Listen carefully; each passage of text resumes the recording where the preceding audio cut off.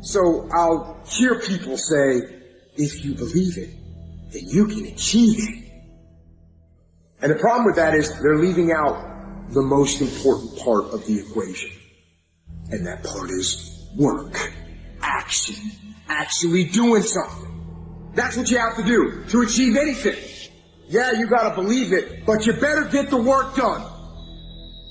And most people will not be successful. They will not reach whatever they wrote, because when there's not anything emotionally attached to it, they're going to quit and give up. Most people were closer than they ever thought they were to finishing that big thing, but they never finished it because they didn't feel like finishing it. Or they were doing it and it was pain. And most people quit in the pain because the pain hurts so bad that they don't know if they want to keep going to get to go. Because you're going to wake up most days and not feel like it. You're going to wake up most days and not be pumped up. You're going to wake up most days and not feel like doing it. But when you can get to a point that you do it anyway, then there's no way you won't reach any of your goals. There's things that you know you're supposed to do as a human being. Things that you know are going to improve your life. Do those things. There's things that you know are going to make you a worse person and make your life worse. Don't do those things. Get up early. Do some kind of workout. Eat good foods. Clean your room. Make a list of things that you're supposed to do in your life. And then wake up in the morning and do those things. And no, it is not easy. You're not going to get it from anyone else but you. Think things are going to just go your way? Well, they're not going to just go your way. You got to make them go your way. You think things are going to just happen for you? Well, they're not just going to happen for you. You got to make them happen. Everyone seems to think that this world, this government, somebody owes them something. Nobody owes you shit. If you want something, go out there and get it. Go out there and fucking take it. That's all there is to it. You need to stop this whining, this crying all the damn time, and get up and do something about it. And the biggest thing I see getting in the way is your fucking feelings. Your feelings. Where there's a will, there's a way. When you've got air in your lungs, then you have no excuse. It's just a matter of perspective. You're either going to be a fucking sheep, or you're going to be a lion. You're going to be an attacker and a go-getter.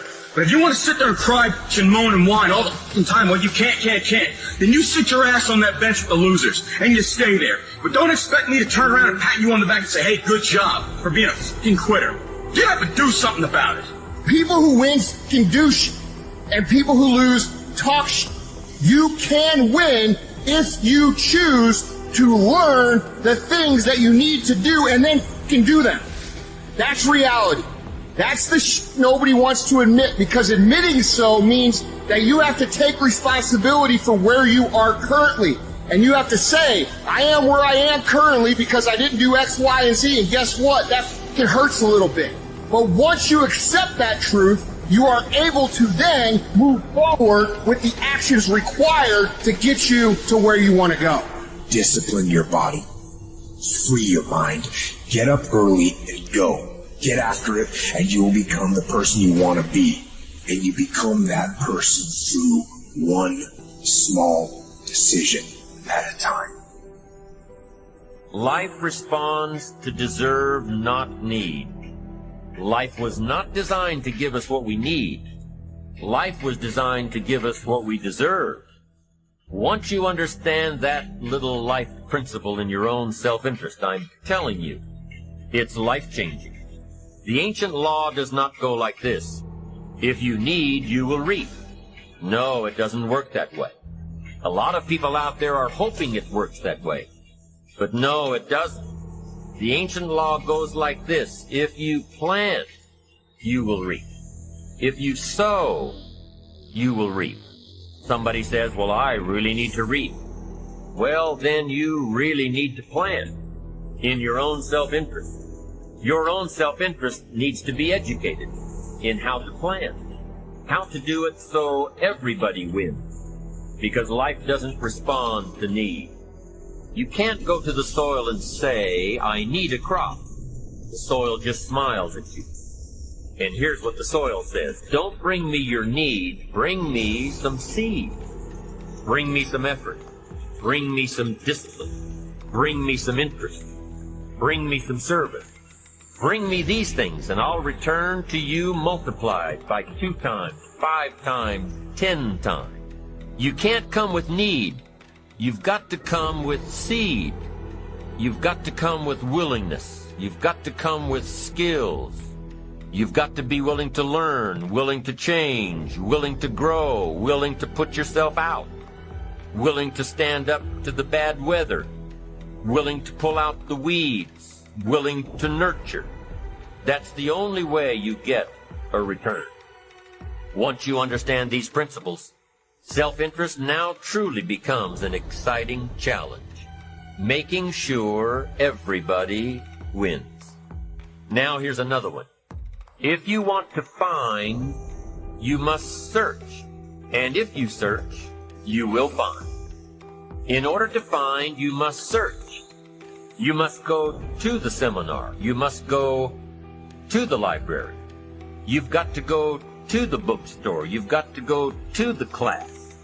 You've got to go searching. Why? If you search, you will find. You'll find ideas. You'll find inspiration. You'll find hope. You'll find contact. But you've got to be out there, on the search, on the look.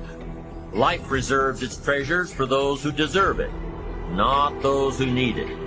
Enlightened self-interest, giving so that you will receive, searching so that you will find, making sure that everybody wins all the way around. Enlightened self-interest needs to be educated.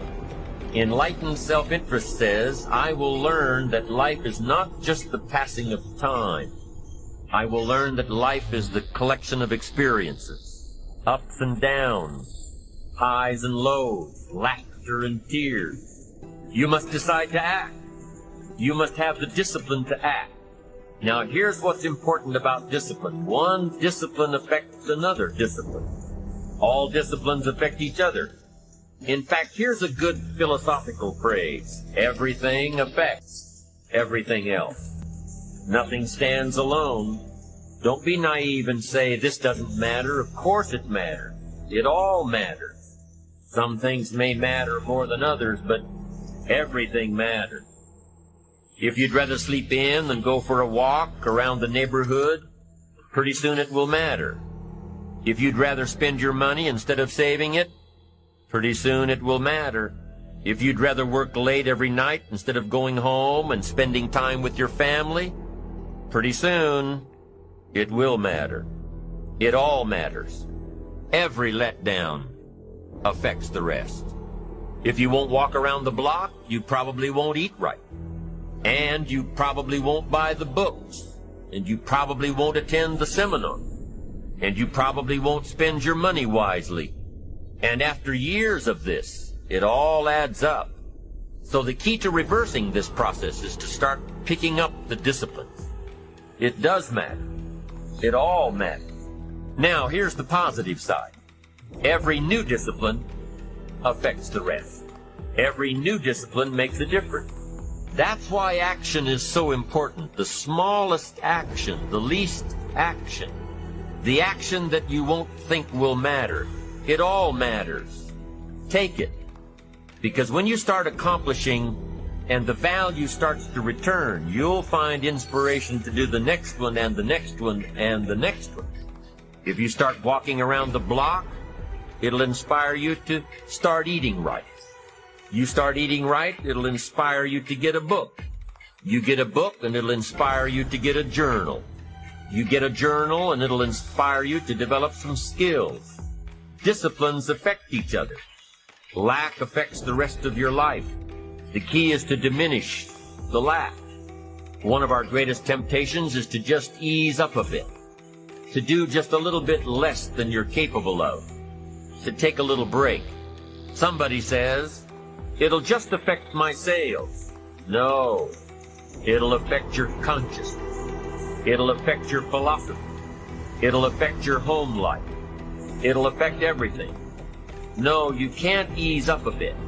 That's what vacations are for. When you're at work, work. When you're on vacation, rest.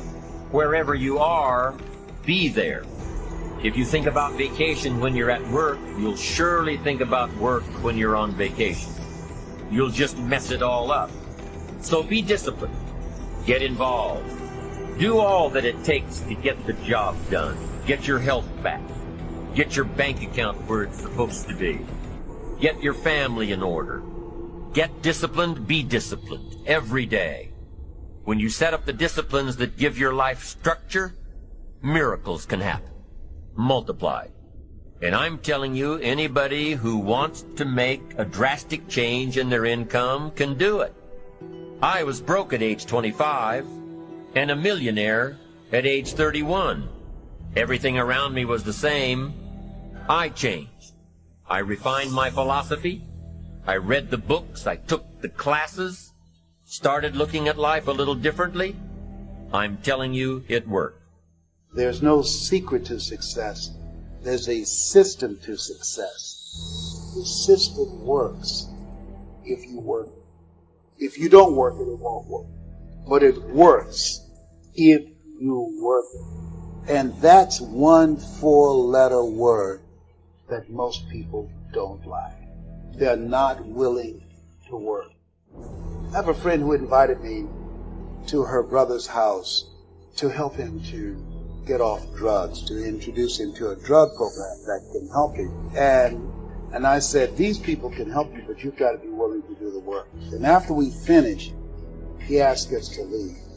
And I'll never forget what she said.